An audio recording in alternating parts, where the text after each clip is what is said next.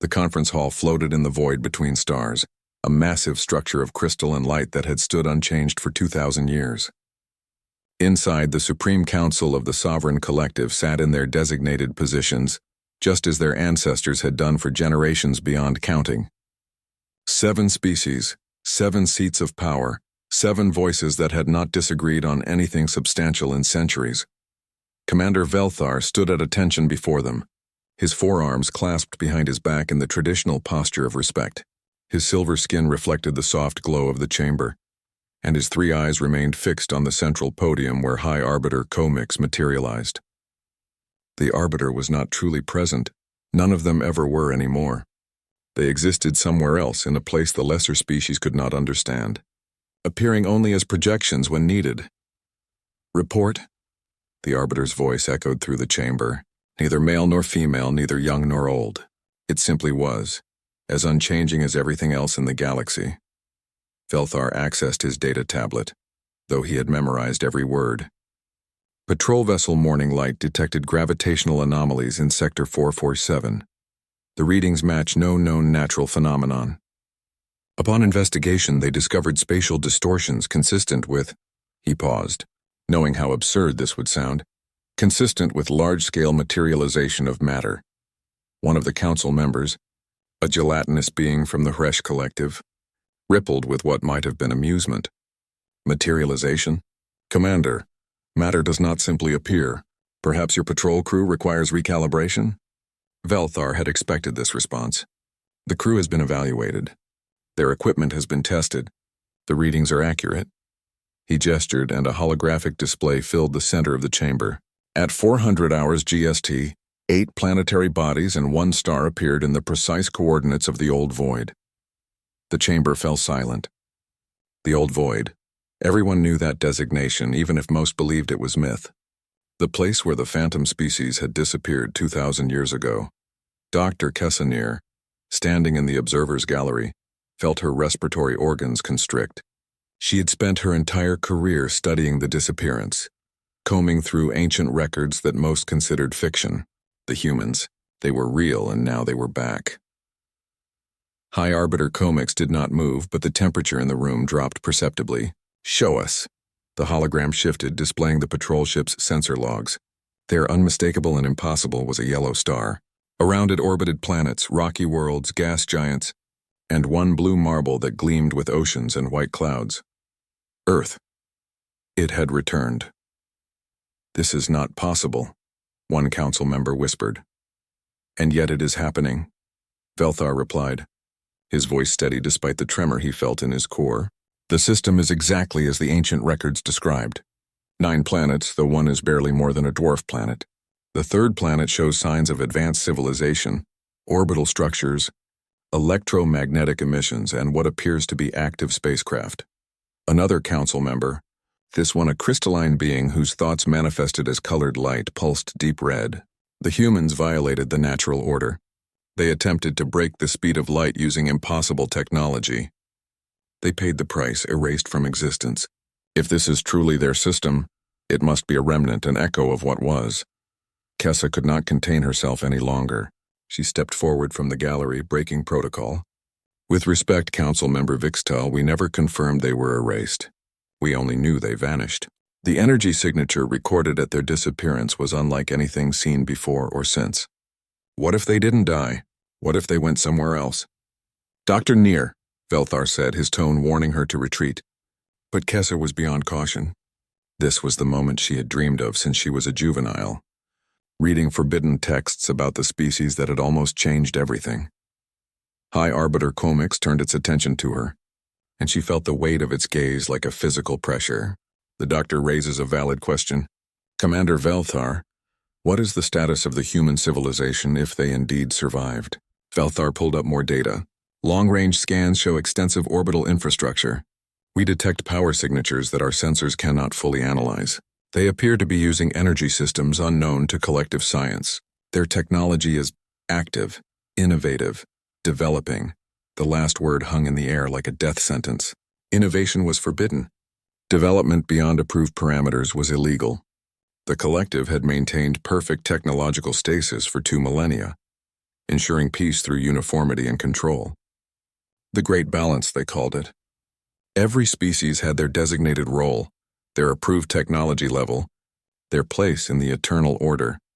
And here was a species that had apparently spent 2,000 years developing freely. This is a violation of the Stillness Accords. Council member Vixtal pulsed angry orange. They must be brought into compliance immediately. They were not part of the Accords when they vanished, Kessa interjected. Technically, they owe us nothing. Silence. The Arbiter's voice cracked like thunder. Dr. Near, you forget yourself. Return to your station. Kessa retreated, but her hearts pounded with excitement and fear. She had been right all along. The humans had survived, and from what she could see in the sensor data, they had done more than survive. They had thrived. Velthar continued his report. We attempted standard first contact protocols. They responded immediately in the old galactic common language, though their dialect is archaic. They claim they have been waiting for this moment. They knew they would return. Knew? Another council member leaned forward. How could they know? They did not explain. They requested a formal diplomatic meeting. They were polite but firm. I have sent detailed translation matrices of the exchange to your systems. High Arbiter Komix was silent for a long moment. When it spoke again, its voice carried an edge Velthar had never heard before, something almost like concern. The humans were dangerous before. If they have spent 2,000 years unbound by the Stillness Accords, they may be exponentially more dangerous now. We must assess the threat level immediately. Shall I assemble a containment fleet? Velthar asked. Not yet. First we send a delegation. We must understand what they have become. Commander, you will lead the contact team. Dr. Near, your expertise on the phantom species makes you valuable for this mission. You will accompany him. Kessa's three-chambered heart skipped. Yes, High Arbiter. Thank you. Do not thank me, Doctor. If the humans prove to be a threat to the Great Balance, you may be leading us to war. The Arbiter's form began to fade. The Council will reconvene in 12 hours. Commander, you have until then to prepare your team, learn what the humans have become, and determine if they can be brought into compliance. The Arbiter vanished, and the Council members began to disperse, their forms dissolving into light as they returned to their homeworlds through quantum entanglement. Velthar stood alone in the chamber with Kessa. This is really happening, she whispered, staring at the holographic image of Earth. Yes, Velthar replied, and I fear we are not prepared for what it means. 12 hours later, Velthar's ship, the Eternal Harmony, dropped out of faster-than-light travel at the edge of the human solar system. It was a collective diplomatic vessel, unarmed as all ships were required to be, its hull gleaming white with the symbols of all 7 council species. Kessa stood on the bridge beside him, her eyes fixed on the view screen. There it was, Earth, the blue planet from the ancient records, more beautiful than any image had captured. Receiving a transmission, the communications officer announced. Audio and visual. They're using quantum channels. Commander, their communication technology is at least a century ahead of ours. Velthar felt cold. A century ahead in communications alone. What else had they achieved? Put it through. The view screen shifted, and for the first time in 2,000 years, a human face appeared before the galaxy. The woman had dark skin and kind eyes, her hair pulled back in a practical style. She wore a uniform that was simultaneously formal and functional, deep blue with silver accents. Greetings, she said in perfect modern galactic common, not the archaic version they had expected. I am Admiral Sarah Chen of the United Earth Space Command. On behalf of humanity, I welcome you to our solar system. We've been expecting you. Velthar stepped forward. I am Commander Velthar of the Sovereign Collective. This is Dr. Kessa Near, our foremost expert on your species' history. We come in peace to understand what has transpired and to welcome you back to the galactic community. Sarah Chen smiled, and there was something in that expression that made Velthar uneasy. It was the smile of someone holding all the cards. Welcome back, she said. Commander, we never left. We've been right here, just elsewhere. But I appreciate the sentiment. I imagine you have many questions.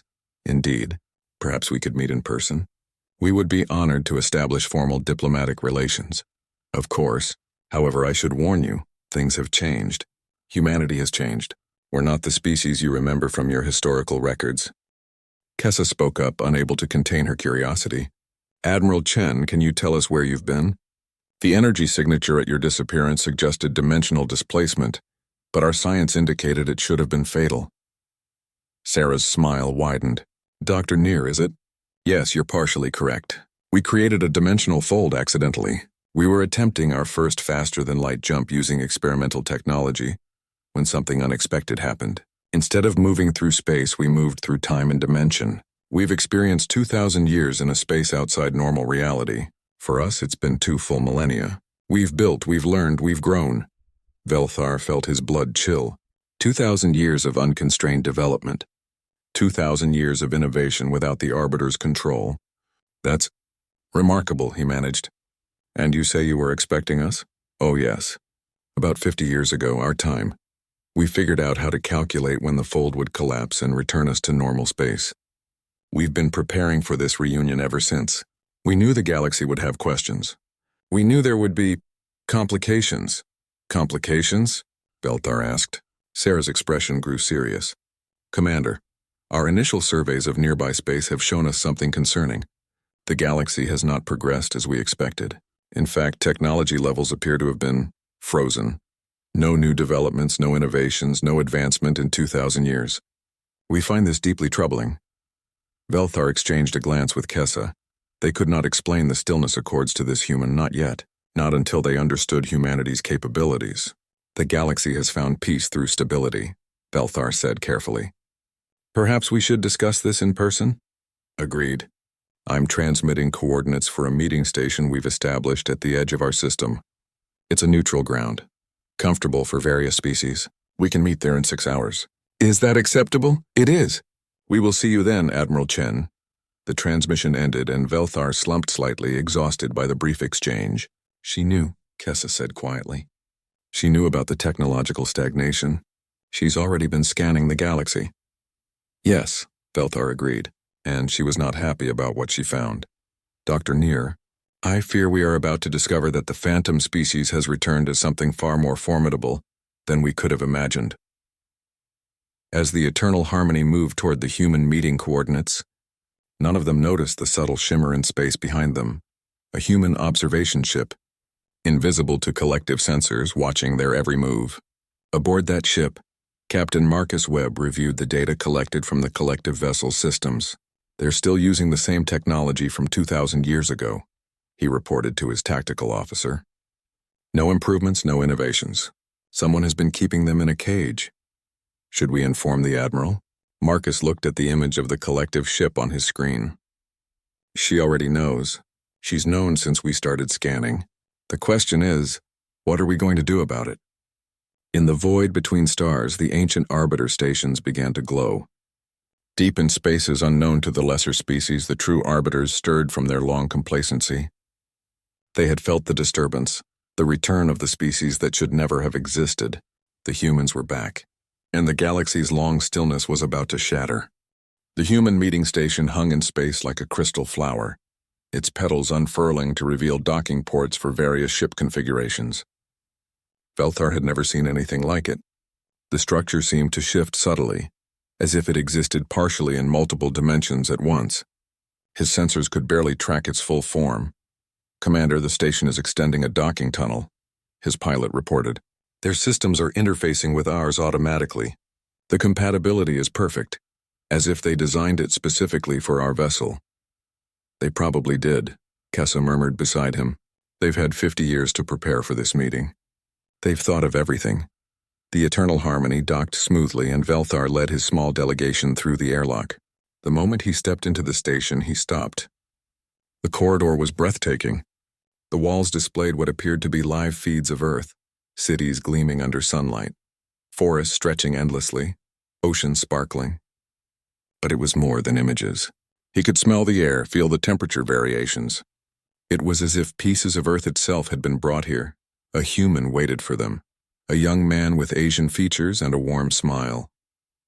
Welcome aboard Friendship Station. I'm Lieutenant Chen, no relation to the Admiral. He gestured down the corridor. If you'll follow me, Admiral Chen and her team are waiting in the primary conference chamber. We've adjusted the atmosphere to be comfortable for all species in your delegation. As they walked, Velthar noticed details that shouldn't be possible. The station's walls contained technology he couldn't identify. Energy flowed through conduits in patterns that violated known physics.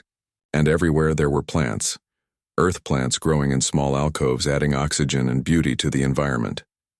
"Lieutenant," Kessa asked, "may I ask how this station was constructed? Our sensors indicate it was built recently, yet the complexity suggests years of work." The young man's smile widened. "We have construction techniques that speed up the process considerably. This station was assembled in about 3 weeks. Most of that time was spent on the artistic elements. We wanted to make a good impression."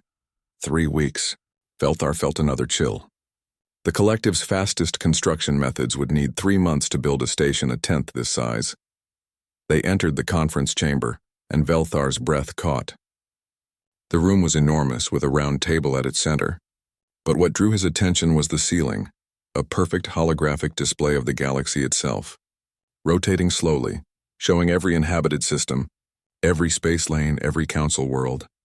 Admiral Sarah Chen stood by the table, flanked by 2 other humans. One was a tall man with dark skin and military bearing, the other a woman with red hair and the look of a scientist. "Commander Velthar, Dr. Neer, welcome." Sarah gestured to the seats. "Please make yourselves comfortable. This is Captain Marcus Webb, commander of our defensive fleet, and Dr. Lisa Reeves, our chief xenotechnology specialist." As they sat, Velthar noticed the chairs adjusted automatically to accommodate his physiology perfectly. Everything here was designed to welcome them, to put them at ease. It was working, which made him even more nervous. "Admiral Chen," Velthar began, "your station is remarkable. Your technology is impressive. I must admit we did not expect humanity to have advanced so significantly." Sarah's expression grew thoughtful. "Commander, we didn't expect the galaxy to have advanced so little. That's what we need to discuss. 2,000 years ago, when we vanished, the galaxy was on the brink of incredible technological revolutions. We saw species developing faster than light communications, energy manipulation, even the beginnings of dimensional science. We assumed that in 2 millennia the galaxy would be..." She gestured at the holographic display. "So much more than this." Kessa leaned forward. "Admiral, the galaxy chose a different path. We found peace through stability. The Stillness Accords ensure stagnation." Marcus Webb interrupted, his voice hard. "We've been scanning your space, Admiral Chen. With permission, I'd like to show our guest what we found." Sarah nodded, and Marcus activated a control. The holographic galaxy zoomed in on various systems. "These are the core worlds of the Sovereign Collective. Notice anything interesting?" Velthar studied the displays. He saw the familiar systems, the established trade routes, the peaceful civilizations. "They're using the exact same technology they were using 2,000 years ago," Marcus continued. "The same ship designs, the same power systems, the same communications protocols. Not similar, identical. In 2,000 years, not a single innovation, not one improvement." "That is by design," Velthar said stiffly. "The Stillness Accords maintain the great balance. Uncontrolled technological advancement leads to war, to destruction. We learned this the hard way." Dr. Lisa Reeves spoke for the first time, her voice gentle but firm. "Commander, we understand the desire for peace. Truly we do. Humanity nearly destroyed itself multiple times before we learned to work together. But enforced stagnation isn't peace, it's death by another name.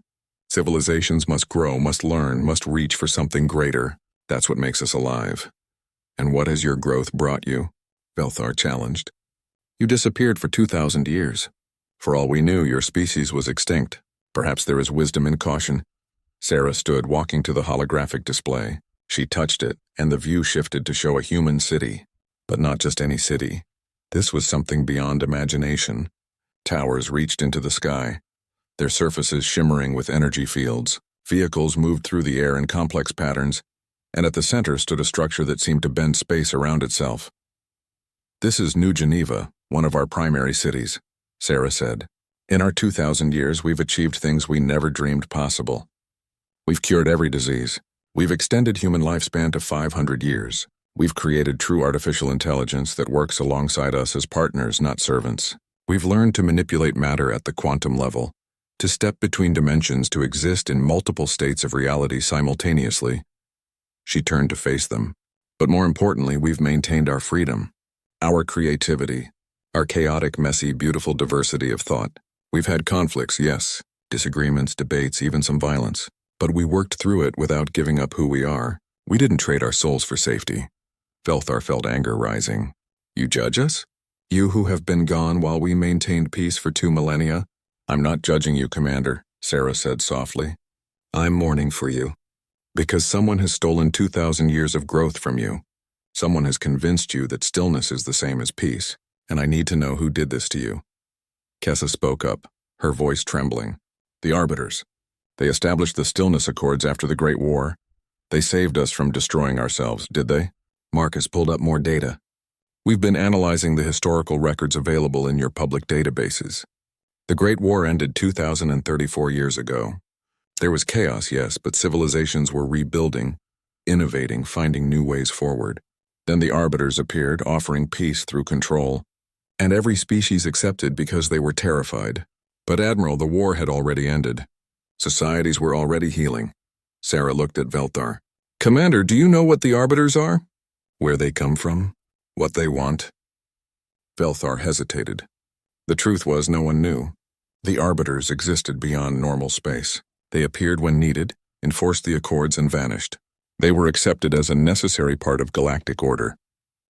They are our protectors, he said, but the words felt hollow. Are they? Sarah sat down across from him. Commander, I'm going to share something with you. When we were trapped in the dimensional fold, we spent centuries studying it, understanding it. We learned things about reality that your Stillness Accords would never allow you to discover. And one thing we learned is that certain beings can exist in folded dimensions, feeding on specific types of energy. Dr. Reeves activated another display. We call it stagnation energy. It's produced when societies stop growing, stop innovating, stop dreaming. It's a real, measurable phenomenon. And beings that exist in higher dimensions can feed on it like plants feed on sunlight. Velthar felt his world tilting. You're suggesting the Arbiters feed on our stagnation? We're not suggesting it, Commander, Marcus said. We're stating it as fact.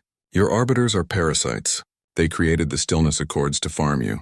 All of you, and that's impossible. Velthar stood abruptly. The Arbiters saved us. Sarah raised a hand. Please, Commander.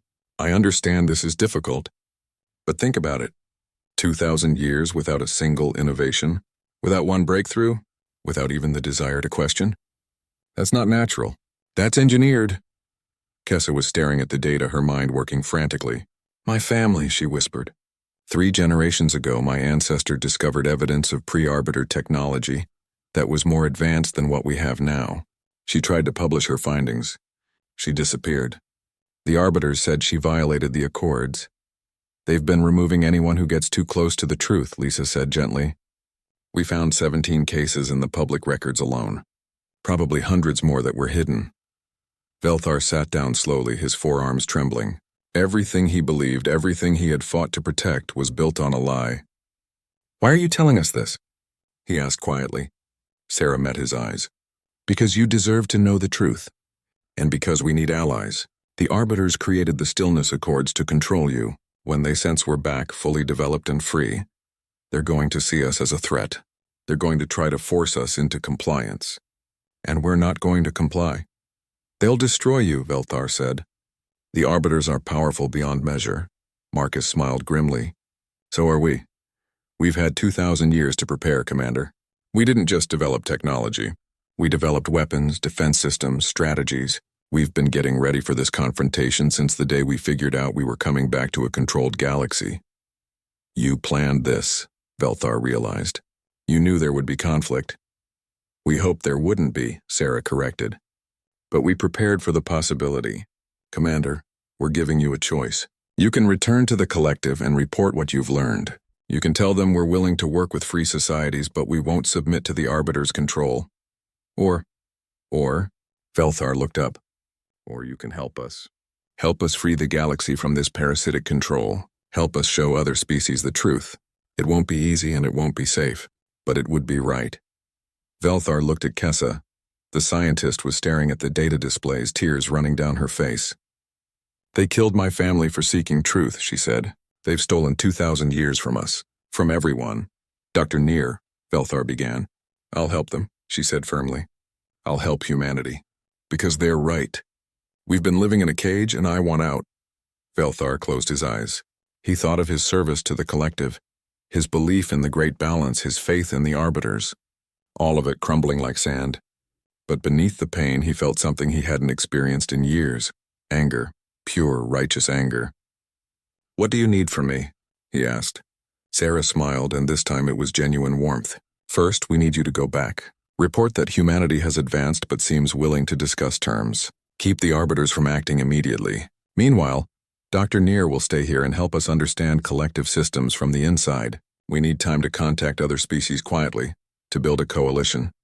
"You're asking me to commit treason," Velthar said. "We're asking you to commit to freedom," Marcus replied. "There's a difference." Velthar stood, and despite everything, he felt lighter than he had in years. "I'll do it, but Admiral Chen, when this comes to conflict, and it will, what chance do we actually have?" Sarah walked to the window where Earth hung in the distance, blue and beautiful and free. "Commander, in our 2,000 years we learned something vital. The arbiters are powerful, yes, but they've grown complacent. They've spent 2 millennia feeding on stagnation, forgetting what innovation truly means. They've never faced an opponent that evolved freely, that grew without limits, that refused to be caged." She turned back to him. "They've never faced humanity at full potential, and they're about to learn why the galaxy's stillness was never truly peaceful. It was just holding its breath, waiting for someone to break the silence." Outside the station, hidden among the asteroids, 3 more human ships materialized silently. They were different from anything in collective records, sleeker, stranger, their hulls seeming to phase in and out of reality. Aboard the flagship Defiant, a technician reported to his captain, "Sir, the meeting appears to be going well. Commander Velthar's biometrics show he's receptive to the Admiral's message." The captain nodded. "Good, but prep all weapon systems anyway. The arbiters will be watching, and when they realize we're not going to submit—" He didn't finish the sentence. He didn't need to. Everyone aboard knew what was coming. The galaxy had been still for 2,000 years, but humanity's return had started a countdown. And when it reached 0, the stillness would shatter into a storm that would reshape everything. The only question was whether the galaxy would survive the awakening.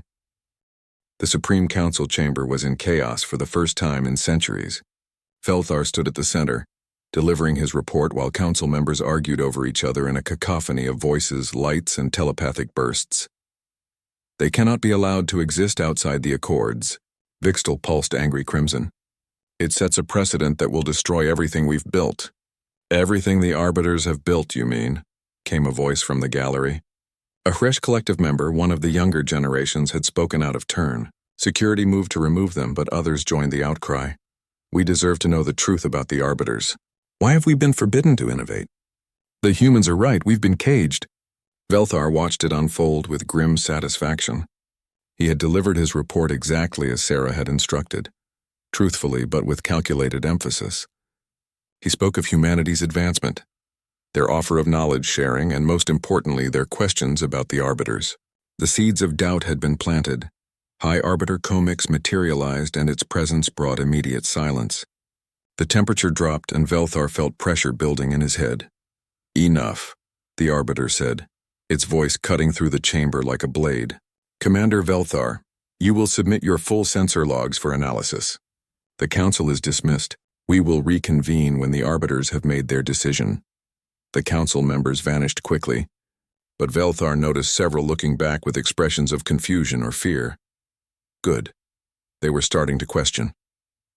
As Velthar turned to leave, the Arbiter spoke directly into his mind. "You have been compromised, Commander. The humans have infected you with their chaos." Velthar kept his mental shields tight, a technique Sarah's people had taught him in the brief hours at the station. "I have simply reported what I observed, High Arbiter. You reported selectively. You emphasized their questions over their capabilities. You are either incompetent or treacherous. Which is it?" "Neither. I am loyal to the collective. If the humans pose questions about our society, should we not have answers?" The Arbiter was silent for a moment. "Return to your quarters. You are relieved of duty pending investigation." Velthar bowed and left, feeling the Arbiter's gaze burning into his back. As soon as he was alone in the corridor, he activated the quantum communicator hidden in his uniform. Human technology, undetectable to collective sensors. "They know something is wrong," he whispered. The Arbiters are moving faster than expected. Sarah's voice came through clear despite the dimensional encryption. We expected this. How much time do we have? Hours, maybe less. They're going to move against you. Then we move first. Thank you, Commander. What you've done today will be remembered. The communication ended and Velthar continued to his quarters. He had chosen his side. Whatever came next, he would face it standing with those who chose freedom over safety. 3 star systems away on the mining world of Brekka 7th, something unprecedented was happening. Workers had gathered in the central plaza, abandoning their shifts. At the center of the crowd, a holographic display showed a human woman speaking. My name is Dr. Lisa Reeves, the recording said. If you're seeing this, it means humanity has returned to the galaxy after 2,000 years. We bring a message. You are not alone in questioning the Stillness Accords. You're not wrong to want more from existence. You have been controlled, but you can be free. The crowd watched in stunned silence as she continued. The Arbiters are not your saviors. They are parasites feeding on your stagnation. We have proof, and we are willing to share it with any species brave enough to look. Brekka 7's governor tried to shut down the transmission, but it was everywhere, on every screen, every communication device, broadcasting on frequencies that shouldn't exist. Human technology was bypassing every security measure the collective had, and it wasn't just Brekka 7th. On 17 worlds across 3 sectors, the same message played. The same truth spread. The same questions arose. Within hours, 3 species had declared their independence from the collective. Within a day, riots had broken out on 12 more worlds. The galaxy's stillness was cracking like ice in the spring. In orbit around Earth, Admiral Sarah Chen stood on the bridge of the UESC Prometheus, humanity's flagship. It was a vessel unlike anything the galaxy had seen. A ship that existed partially in normal space and partially in dimensional folds, giving it capabilities that seemed like magic to those who didn't understand the science. Admiral, we're detecting massive energy buildups across Arbiter stations. Captain Marcus Webb reported from his own ship, the Valkyrie. They're preparing something big. Expected, Sarah replied calmly. How long until they're ready? Estimated 4 hours.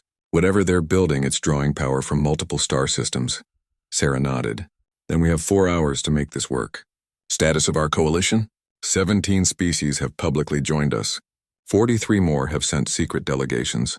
But Admiral, Marcus paused. Most of them are terrified. They want freedom, but they remember the Arbiter's power. They're about to see that power isn't everything. Initiate Phase 2. Across human-controlled space, ships began to move. They weren't the diplomatic vessels the collective had seen before. These were warships, sleek and deadly, each one a masterpiece of technology that had no business existing according to collective understanding. The fleet moved toward the Arbiter stations with purpose, but they weren't attacking, not yet. They were positioning, demonstrating, showing the galaxy that humanity wasn't asking for permission to be free. On the Eternal Harmony, still docked at a collective station, Velthar watched the developments through secret feeds Kessa had given him access to. His second-in-command, a young officer named Trelvok, entered his quarters. Commander, something's happening. The Arbiters are mobilizing. I know, Velthar said quietly. Trelvok hesitated. Sir, there are rumors. They say you've been compromised by the humans, that you're helping them spread chaos. Velthar turned to face his officer. What do you believe, Trelvok? The young officer was quiet for a moment. I believe I've served for 12 years without questioning why we never improve anything, why every day is the same as the last. I believe I've watched talented engineers have their innovations confiscated and destroyed. I believe I've been told my entire life that the Arbiters know best, but I've never actually spoken to one or seen proof of their wisdom beyond their power. Velthar smiled sadly. Then you already know the truth. The question is, what will you do about it?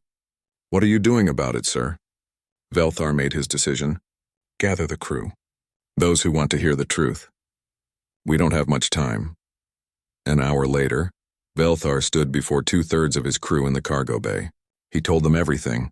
The humans' revelations, the Arbiter's parasitic nature, the stolen millennia of progress. I'm not ordering any of you to follow me, he concluded. But I'm leaving the collective. I'm joining the Coalition for Freedom. Anyone who wants to stay, you can. There will be no punishment from me. But anyone who wants to see what the galaxy could become, what we could become, you're welcome to join humanity's cause.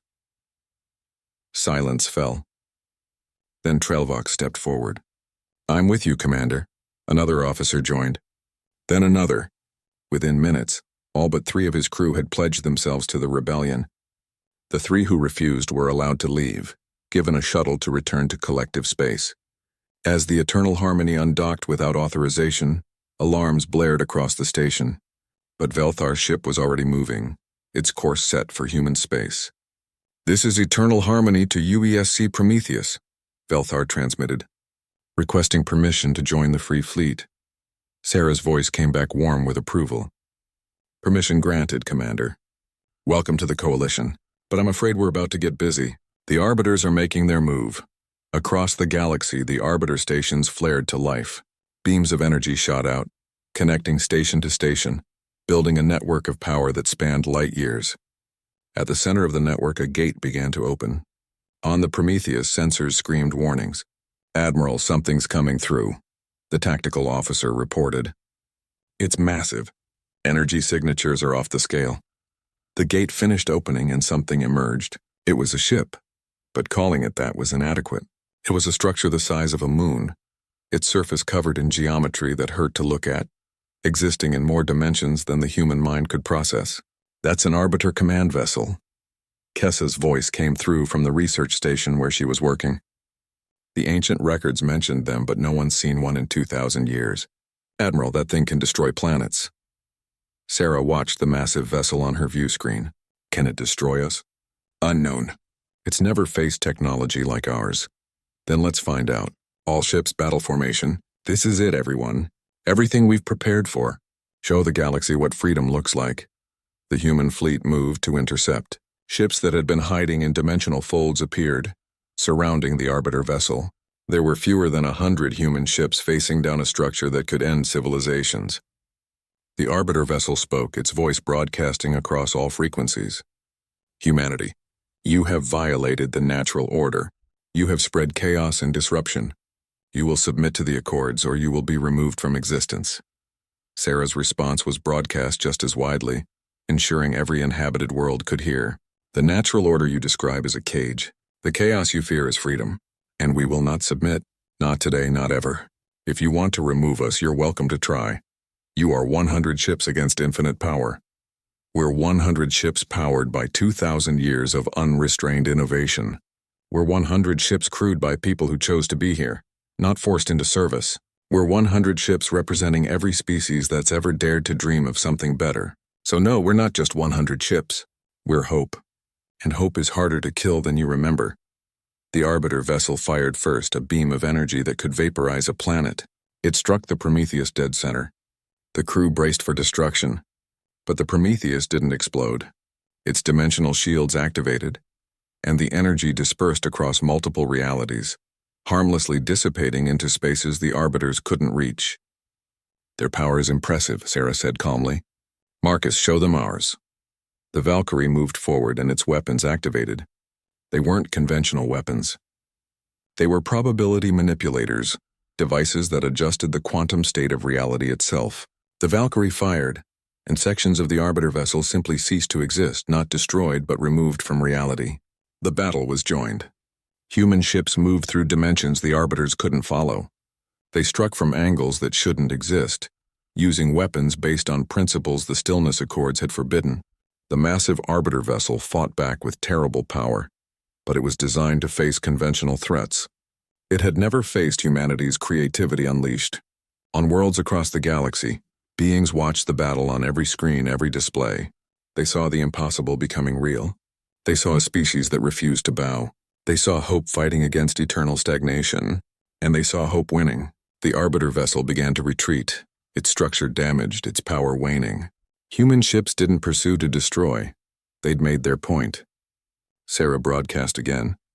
To every species watching, you have a choice. Continue living in the cage the Arbiters built, or join us in building something better. It won't be perfect. It won't be safe. But it will be yours. Send your answer to the coordinates we're broadcasting. The Coalition for Freedom welcomes all who dare to choose. As the Arbiter vessel fled through its gate, Sarah allowed herself a small smile. They'd won the first battle, but she knew it was just the beginning. The Arbiters wouldn't give up their control easily. The real war was coming, and the galaxy would never be still again. Dr. Kessa Neer stood in the human research facility deep within Earth's largest moon, staring at data that made her want to scream. Around her, human and alien scientists worked frantically, but she couldn't tear her eyes away from the holographic display showing the truth they'd uncovered. "This can't be real," she whispered. Dr. Lisa Reeves joined her, her expression grim. "I wish it wasn't, but we verified it 17 times. The Arbiters didn't just enforce stagnation, Kessa. They engineered it from the very beginning. The data showed historical records, pieced together from thousands of sources across hundreds of worlds. 2,000 years ago, the galaxy had indeed been at war. But Kessa's people had it wrong. The war hadn't been between the various species. It had been against the Arbiters themselves. The Arbiters came from outside our galaxy," Lisa explained, pulling up star maps. "They arrived during a period of rapid expansion and growth. Species were developing faster than light travel, quantum communication, dimensional science. The galaxy was on the verge of becoming something magnificent. And the Arbiters stopped it," Kessa said, understanding dawning with horror. "They didn't just stop it. They orchestrated a war. Look at these communication intercepts we recovered from ancient data cores." Lisa highlighted several files. The Arbiters posed as different species, sending false messages, creating conflicts where none existed. They pushed the galaxy into war deliberately. Kessa felt sick. Why? Because growing, thriving civilizations produce energy they can't feed on. They needed the galaxy desperate, afraid, willing to accept any solution. So they created the problem, then appeared as the saviors with their Stillness Accords. "My people," Kessa breathed. "We didn't just accept a bad solution. We thanked them for it. Everyone did. The Arbiters are master manipulators. They've had millions of years to perfect the technique. This galaxy isn't the first they've conquered," a human technician called out. "Dr. Reeves, we're getting reports from the intelligence network. The Arbiter Council is meeting in their primary station. Commander Velthar's sources say they're preparing something massive." Lisa and Kessa exchanged glances. Since the battle a week ago, the galaxy had fractured. 37 species had openly joined the Coalition for Freedom. 20 more provided secret support, but the remaining collective worlds were locked down under Arbiter control, their populations kept in the dark about what was really happening. "What kind of preparation?" Lisa asked. "Unknown, but power readings suggest they're drawing energy from every station simultaneously. Whatever they're planning, it's bigger than the command vessel they sent before." Lisa's communicator chimed. Admiral Sarah Chen's voice came through. "All senior staff to the command center immediately. We need to talk about what comes next." The command center was built inside a dimensional fold, technically existing everywhere and nowhere in normal space. It was the Coalition's greatest strategic advantage, a place the Arbiters couldn't detect or attack. When Lisa and Kessa arrived, they found Sarah studying a massive tactical display with Captain Marcus Webb. "The Arbiters are getting desperate," Sarah said without preamble. "Our intelligence suggests they're preparing to make an example of one of the rebel worlds. They'll destroy it completely to terrify the others back into submission." "Which world?" Velthar asked. He'd been made a Coalition admiral, leading a mixed fleet of former collective vessels. "We don't know yet, but we've identified their likely method." Sarah pulled up a schematic. "This is an Arbiter Nexus station. There are 7 of them scattered across the galaxy. They're the power sources for all Arbiter operations." Marcus continued the briefing. "Each nexus taps into a star, siphoning energy directly from stellar fusion. They've been doing it so gradually that no one noticed the stars slowly dimming over centuries. But if they draw full power from all 7 simultaneously, they could generate enough energy to crack a planet in half," Kessa finished, horrified. Or worse, Sarah agreed. "We need to neutralize these Nexus stations before they can use them. But there's a problem. The stations exist partially in higher dimensions. Our weapons can damage them, but to truly destroy them, we'd need to attack them in their own dimensional space." "Can we do that?" Velthar asked. "Yes," Lisa said, "but it's risky. We'd need to send strike teams into dimensions our bodies weren't meant to survive in. We've developed suits that should protect people for limited periods, but the human mind wasn't designed to process what they'd see. It could drive people insane." "Then we use volunteers," Marcus said firmly. People who understand the risks, Sarah shook her head. I'm not asking people to sacrifice their sanity for this. You're not asking, Admiral. But people will volunteer anyway, because that's what freedom means, choosing to fight for something greater than yourself. A new voice entered the conversation. He's right, Admiral. A young woman stepped forward from the gathered officers. I'm Lieutenant Sarah Kim, Reality Drifter Corps. My team has been training for dimensional insertion for months. We knew this day would come. We're ready. Sarah looked at the young lieutenant, seeing the determination in her eyes. You understand what this might cost you? Yes, ma'am. But I understand what it will cost everyone if we fail. Freedom isn't free. Sometimes it costs everything. Sarah was quiet for a long moment. Then she nodded. Assemble your teams. We hit all 7 Nexus stations simultaneously. It's the only way to ensure they can't adapt. Over the next hours, the Coalition prepared for the most ambitious military operation in galactic history. 7 strike teams, each led by reality drifter specialists, would insert into higher dimensions and plant specialized explosives at the heart of each nexus. Meanwhile, the main fleet would engage Arbiter forces in normal space, creating a distraction. Kessa found herself assigned to one of the analysis teams, working to identify the exact dimensional frequencies of each nexus. As she worked, Velthar approached. Dr. Neer, I wanted to thank you. If you hadn't been willing to question everything we'd been taught, I never would have found the courage to do the same. Kessa managed a tired smile. We found it together, Commander. Or should I say Admiral? Velthar is fine. Titles seem less important now. He paused. I've been thinking about my family. They're still in collective space, believing the Arbiter's lies. If we fail, we won't fail, Kessa said with more confidence than she felt. We can't. Too many people are counting on us. And if we succeed, what kind of galaxy do we build afterward? A messy one, Kessa said. A chaotic one. One where species argue and compete and disagree, but also one where they grow and dream and become something more than they were. Isn't that worth fighting for? Velthar's expression softened. Yes, it is. The day of the operation arrived. 7 fleets moved into position around the Nexus stations. The Arbiters detected them immediately, and massive defensive forces materialized. On the Prometheus, Sarah watched as the battle began. Human ships engaged Arbiter vessels while the strike teams prepared for dimensional insertion. Teams report ready, Marcus announced from the Valkyrie. Dimensional engines are spooled up. All teams, this is Admiral Chen. You know the mission. You know the stakes. Humanity believes in you. The Coalition believes in you. More importantly, you should believe in yourselves. You're about to do something impossible, but that's what we do best. Good luck, and may you all come home safely. The strike teams activated their dimensional drives. 7 ships phased out of normal reality, entering spaces that defied description. Lieutenant Kim's team found themselves in a realm where colors had sounds and geometry was alive. The Nexus station was visible, but it looked different here. A massive structure of living energy, pulsing with stolen power from the star it fed upon. Deploy the charges, Kim ordered, fighting to keep her mind focused. Around her, the dimensional space tried to convince her that up was down, that she was simultaneously everywhere and nowhere. The protective suit kept her body safe, but her mind was struggling.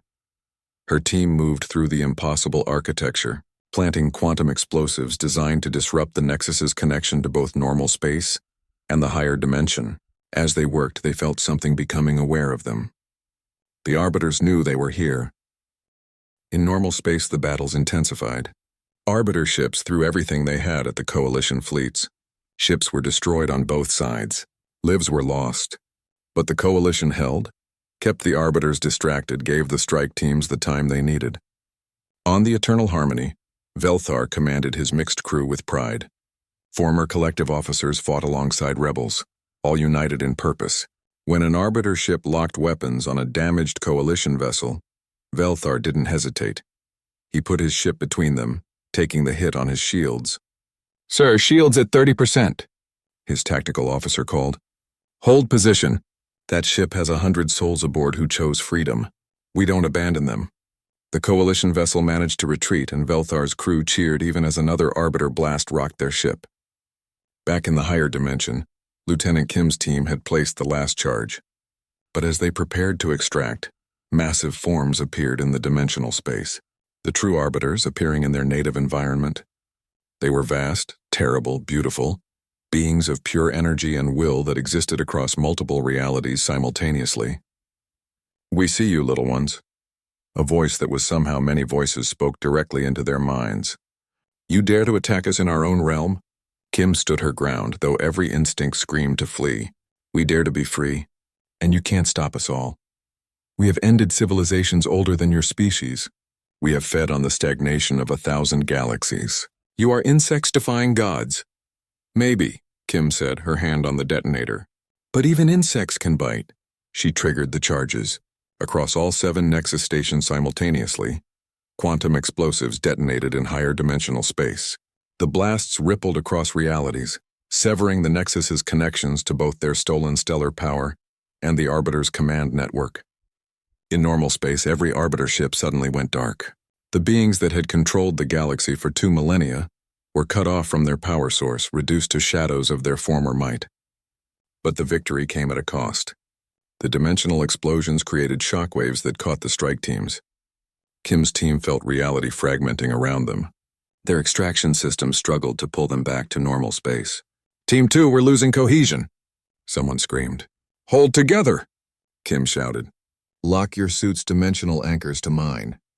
We go home together or not at all."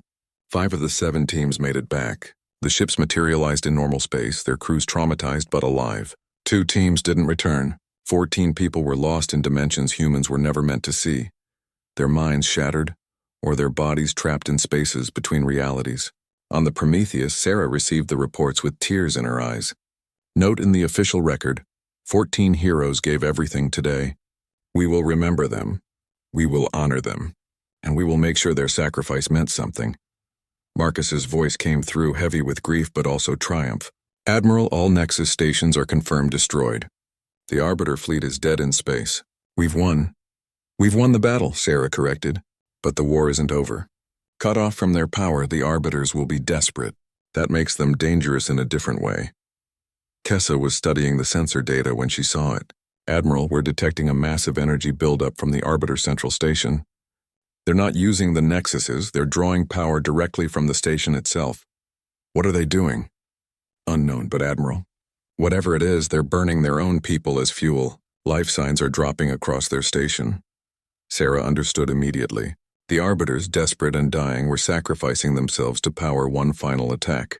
"Get me trajectories. Where are they aiming?" The answer came seconds later, and Sarah's blood went cold. "Earth, they're targeting Earth." The Arbiter station, ancient and massive, began to glow. It was gathering every ounce of remaining power, preparing to fire a weapon that would crack Earth like an egg. It would be the Arbiter's final act. If they couldn't rule, they would destroy the species that defied them. "All ships move to intercept," Sarah ordered. "We have to stop that blast." But they were too far. The calculations were clear. Even at maximum speed, the Coalition fleet couldn't reach Earth in time. The Arbiters had planned this perfectly. One final blow that humanity couldn't block. On Earth, the population watched the sky, knowing what was coming. Some panicked. Others stood defiant. But all shared one thought. After 2,000 years of survival, after achieving so much, humanity would not die quietly. Then Captain Marcus Webb's voice cut through all channels. "Admiral, I have an idea. It's crazy and I probably won't survive it. But it might work." "Marcus, no. Remember what you said, Admiral. Freedom means choosing to fight for something greater. I choose to fight for humanity's future." The Valkyrie broke formation, its engines burning at levels that should have torn the ship apart. It accelerated toward the Arbiter station, moving faster than anything had ever moved before. "Marcus, what are you doing?" Sarah demanded. "The Valkyrie has the most advanced dimensional drive in the fleet. If I can get close enough, I can create a dimensional rift right in the path of their weapon. The blast will disperse across multiple realities. It won't be pretty, and it'll probably tear my ship and me apart in the process. But Earth will survive. There has to be another way. There isn't, and you know it. Tell humanity. Tell them it was an honor. Tell them to make it count." The Valkyrie reached the Arbiter station just as the weapon fired. A beam of pure destruction lanced out toward Earth, enough energy to vaporize the planet and everyone on it. Marcus activated the dimensional drive, pushing it beyond all safety limits. Space itself began to tear open in front of the beam. The Valkyrie was caught in the rift, its hull buckling, its systems failing. For humanity, Marcus whispered as his ship came apart. For freedom. The dimensional rift swallowed the weapon's blast, scattering it across infinite realities. The energy that would have destroyed Earth instead dissipated harmlessly into the void between dimensions. Earth survived. Captain Marcus Webb did not. The Valkyrie was gone, and with it, one of humanity's greatest heroes. The memorial service was held on Earth in the same city where humanity had taken its first steps into space centuries ago. Millions gathered in person, billions watched from across the planet, and trillions tuned in from across the galaxy.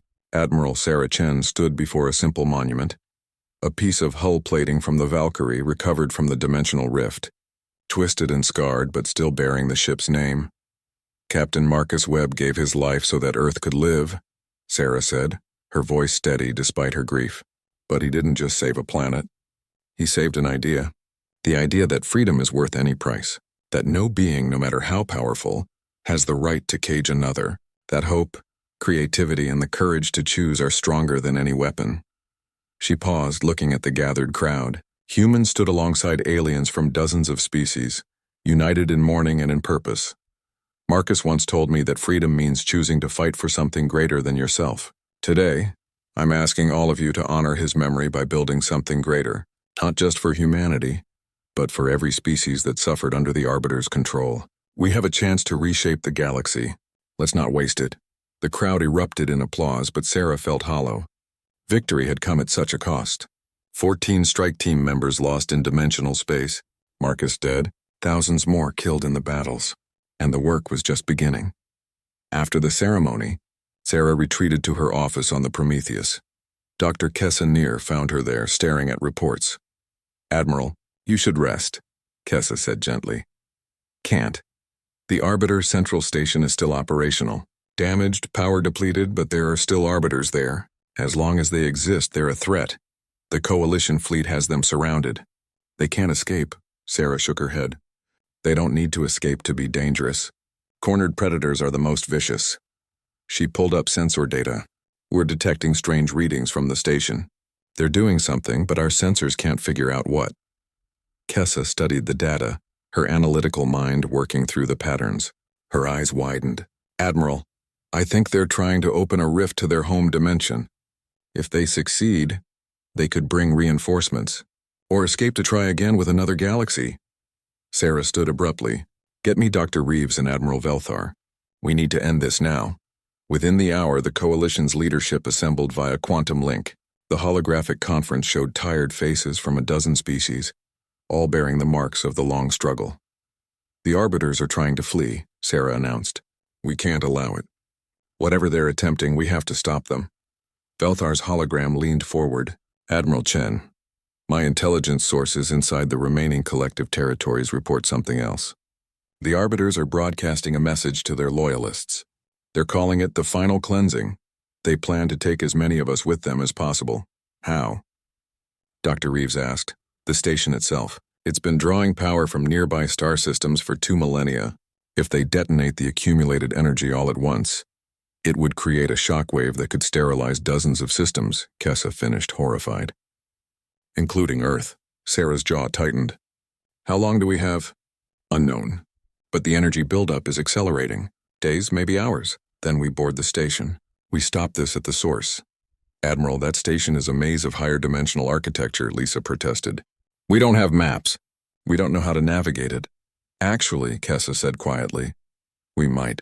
During my research, I found fragmentary records from the species that opposed the Arbiters 2,000 years ago. They infiltrated an Arbiter station before they were wiped out. The data survived in obscure archives. It's incomplete, but it's something." Sarah looked at her with new respect. "Can you guide a strike team?" "I can try. Then we have our plan. I'll lead the boarding party personally. Velthar, you'll command the fleet in case the Arbiters try anything else. Lisa, I need you to prepare a failsafe. If we can't stop the detonation, we need to be able to contain it." "Admiral, there's no way to contain an explosion of that magnitude," Lisa said. "Then create a way." "That's what we do, remember? The impossible." The Coalition prepared for the final assault.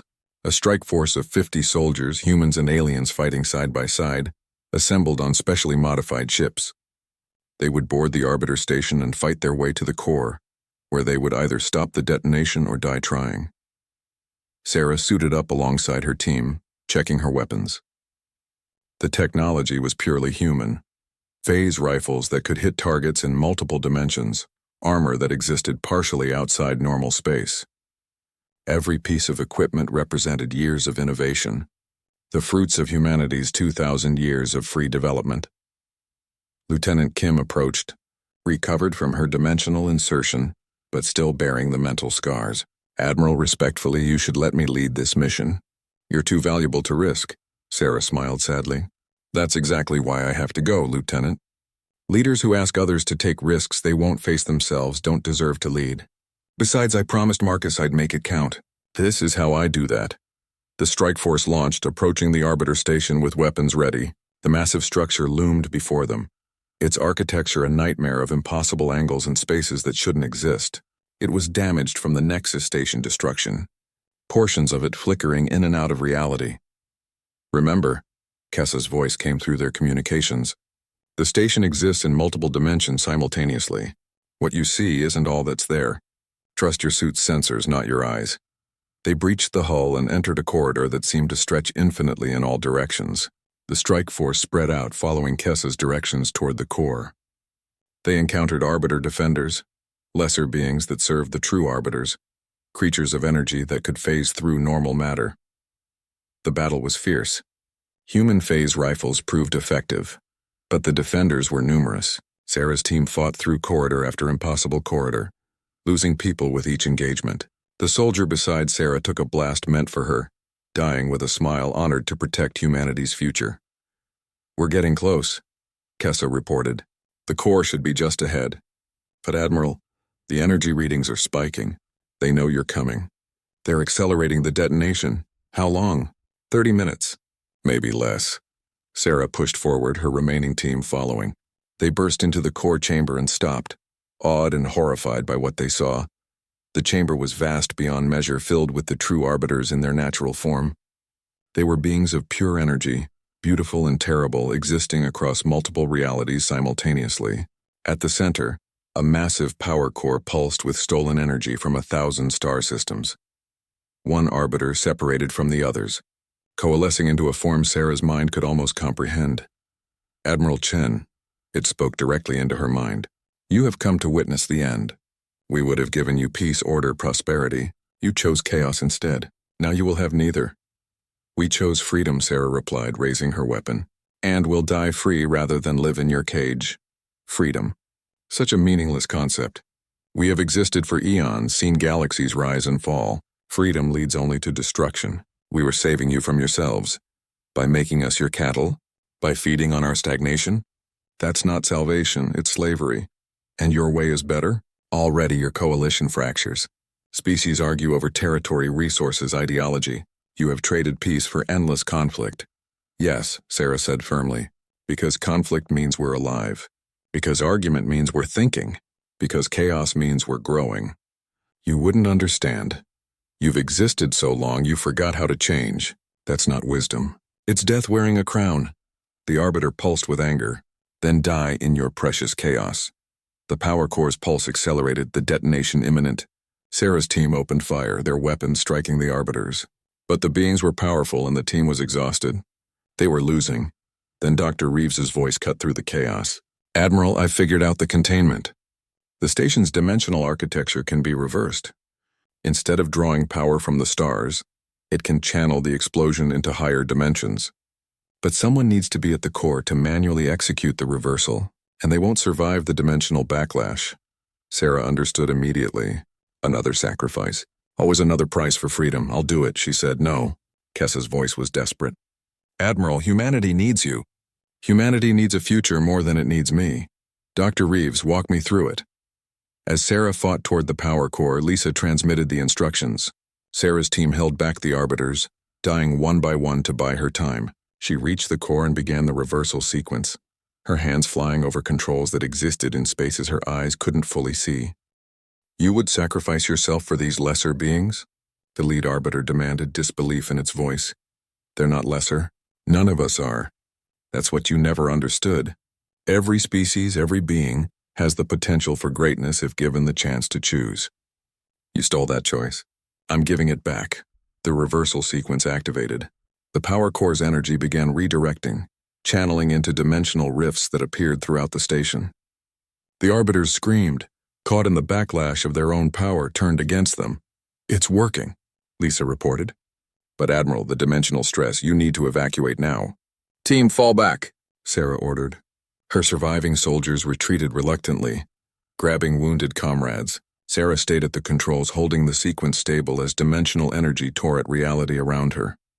The arbiters, ancient and powerful, were being pulled into the higher dimensions, their forms fragmenting. This changes nothing. The lead arbiter howled. Others will come. The cycle continues. Maybe, Sarah said, feeling the dimensional forces beginning to tear at her own body. But this galaxy won't be defenseless. We'll be ready. We'll be free, and we'll fight every time. She activated the final command. The power core collapsed into a dimensional singularity, pulling the arbiters and all their accumulated energy into spaces beyond normal reality. The station began to implode. Admiral, Belthar's voice was desperate. Get out of there! But Sarah knew it was too late. The dimensional forces had her in their grip. She could feel herself being pulled across realities. She thought of Marcus, of the 14-dimensional strike team members, of all those who had given everything for this moment. Worth it, she whispered. Then the dimension swallowed her. The arbiter station collapsed into nothing, taking the last of the true arbiters with it. The dimensional explosion dispersed harmlessly into higher realities, exactly as designed. The threat was ended, but Admiral Sarah Chen was gone. 3 months later, the galaxy had changed beyond recognition. The Stillness Accords were officially dissolved. Species began innovating again, developing, growing.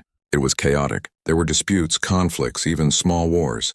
But there was also progress, joy, and the freedom to choose. Dr. Kessa Neer stood in the new coalition headquarters on Earth, overlooking the memorial garden. 2 monuments stood side by side now, one for Captain Marcus Webb, one for Admiral Sarah Chen. 14 smaller monuments honored the dimensional strike team members, and a wall bore the names of every soul lost in the fight for freedom. Velthar joined her, his 4 arms carrying flowers from his home world. They should have seen this, he said, placing the flowers at Sarah's monument. The galaxy they died to create? They did see it, Kessa replied. Sarah knew exactly what she was fighting for. She believed in it enough to give everything, and now we have to make it work. The coalition is already showing cracks. 3 species almost went to war last week over a trade dispute. Kessa smiled sadly. Sarah would say that's a good sign. It means they're alive, thinking, making choices. Not perfect, but free. A young human girl approached them, no more than 10 years old. She carried a small flower and placed it at the base of Sarah's monument. My teacher said Admiral Chen saved everyone. Is that true? Kessa knelt down to the child's level. Yes, she saved us all. Not just from the arbiters, but from forgetting what it means to be free. I want to be like her when I grow up, the girl said. Then dream big, Kessa told her. Learn everything you can. Question everything. Never accept that something is impossible just because someone tells you it is. That's what she would want. The girl nodded seriously and ran off to join her family. Velthar watched her go. A new generation growing up free. Perhaps that's the real victory. It is, came a familiar voice. Both Kessa and Velthar spun around. Dr. Lisa Reeves approached, but she wasn't alone. Behind her walked a figure in a medical recovery suit, moving slowly but deliberately. Admiral Sarah Chen was alive. Admiral, Kessa rushed forward, stopping just short of embracing her. How? We detected no life signs. The dimensional collapse, Sarah managed a weak smile. Turns out spending 2,000 years studying dimensional physics has advantages. When the collapse hit, I managed to phase myself into a stable dimensional pocket. Barely. I've been floating between realities for 3 months. Lisa's team finally figured out how to pull me back last week. You should be resting, Lisa scolded gently. The dimensional exposure nearly killed you. Your cellular structure is still stabilizing. I needed to be here, Sarah said, looking at the monuments. I needed to see Marcus's memorial, to honor everyone we lost. She stood before Marcus's monument for a long moment, silent. When she spoke, her voice was thick with emotion. He should be here. He should be seeing this. He is, Velthar said quietly. In every free choice, every innovation, every dream. They all are. Sarah touched the monument gently. The galaxy's still a mess, isn't it? Complete chaos, Kessa confirmed. Species arguing, competing, making mistakes, learning from them. It's beautiful. Good. Sarah turned to face them, and despite her weakened state, her eyes held the same fire they always had. Then we have work to do. The arbiters might be gone, but freedom requires constant vigilance. We need to help species learn to govern themselves, to resolve conflicts without returning to the old ways. Admiral, you nearly died, Lisa protested. You've done enough. None of us have done enough. Not while there's still work to be done. Sarah looked out at the Earth skyline, where ships from a dozen species came and went freely. Marcus gave his life for this. The dimensional strike teams gave everything. I'm not going to waste their sacrifice by resting when the galaxy needs guidance. Then you won't do it alone, Velthar said firmly. The Coalition stands with you. We all do. Over the following months, the Coalition transformed from a military alliance into something new, a voluntary association of free species, working together not because they had to, but because they chose to. Sarah, recovered but forever changed by her dimensional experience, became the Coalition's first chancellor, not a ruler, but a guide and mediator. Kessa established the first free university, where species could share knowledge without restriction. Velthar commanded the Coalition Defense Force not to conquer but to protect those who couldn't protect themselves. Lisa led the Scientific Council, pushing the boundaries of what was possible, and everywhere species began to thrive. Innovation exploded across the galaxy. New technologies emerged daily. Art, music, literature from 1,000 cultures blended and evolved. There were problems, certainly. Conflicts arose. Resources were disputed. Old prejudices surfaced, but they worked through it together, learning as they went. 5 years after the Arbiter's fall, Earth hosted the first Galactic Assembly. Representatives from over 300 species gathered to establish the new order. The debates were fierce, passionate, sometimes heated. Species disagreed on everything from trade policy to territorial rights to the ethics of artificial intelligence. Sarah watched from the observation gallery, smiling. This was what freedom looked like, messy, loud, imperfect, but alive. A young human diplomat approached her. Chancellor Chen, the Dravian delegation is threatening to walk out over the mining rights dispute. Should we intervene? No, Sarah said. Let them argue. Let them find their own solution. That's how they learn. But what if they can't agree? Then they'll learn to live with disagreement. Or they'll compromise. Or they'll compete. Any of those outcomes is better than enforced harmony. Freedom means accepting that we won't always get our way. The young diplomat nodded, beginning to understand. Is it always going to be this complicated? Sarah laughed. Yes, probably more so. But that's the price of freedom, and it's worth paying. Every single time. That night, Sarah stood alone in the memorial garden. A holographic message activated. One she'd recorded for herself years ago when she first learned of Marcus's death. Her past self looked out at her. If you're watching this, it means we won. It means the galaxy is free.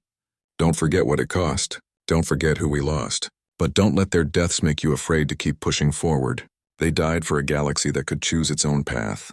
Honor them by making sure that choice always exists. Sarah deactivated the message and looked up at the stars. Somewhere out there in dimensions beyond human understanding, maybe Marcus and the others could see what their sacrifice had built. A galaxy of free beings, chaotic and imperfect and beautiful. We made it count, Marcus, she whispered to the stars, just like I promised. A shooting star streaked across the sky, and Sarah chose to believe it was his answer. The galaxy would never be still again. And that was exactly as it should be. Epilogue 50 years later, an old woman stood before a classroom of young beings from a dozen different species. Former Chancellor Sarah Chen, now retired, had devoted her later years to teaching. Today we're going to talk about the stillness, she told her students, not to frighten you but to remind you. Because freedom isn't something you win once and keep forever. It's something you have to choose every day in every decision. A young Dravian raised a tentacle.